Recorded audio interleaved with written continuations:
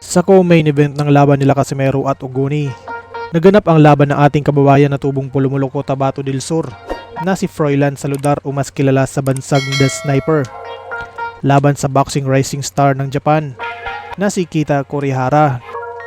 Ginanap ang kanilang laban sa Ariake Arena, Kotoko sa bansang Japan at nakataya dito mga bossing ang titulong Oriental and Pacific Boxing Federation Bantamweight na matagal-tagal ding pinaghirapan ng Hapon bago makuha ang nasabing titulo. Ang ating 34 na taong gulang na pambato mga boss ay may knockout to win ratio na 71.43%, may tangkad na 5'5", at may reach na 67 o 170 cm. Samantala ang Hapon naman mga bossing ay may mas mataas na knockout to win ratio na 84.21%. Mas matangkad kay Saludar ng 2 pulgada. May tangkad ito na 5'7 and 1/2.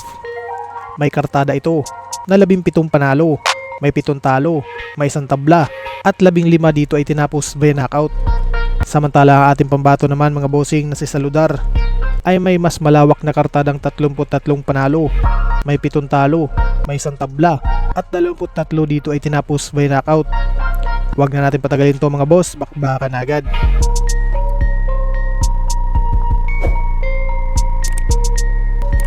Sa unang round pa lang mga bossing, napakainit na kagad ng pinakitang galawan ng ating pambato. Sunod-sunod na mga pakawala nito ang kumonekta sa ulo ng Hapones.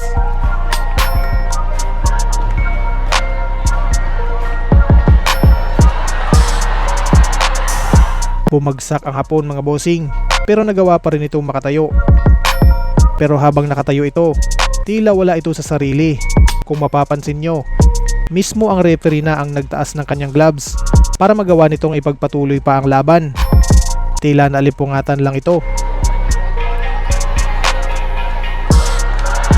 Kaya naman, wala nang sinasayang na segundo ang ating pambato at sinunggaban na kaagad ang nahilo-hilong Hapones.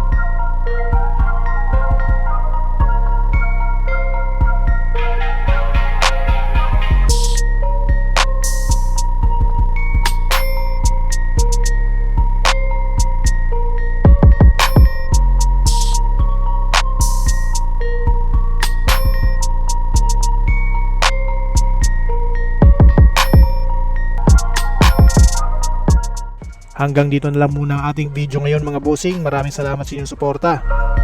Kung ngayon ka palang napadpad sa ating munting channel, mas maganda kung nakasubscribe ka na para lagi ka notify sa ating mga bagong uploads. Mabuhay, ingat po, and God bless!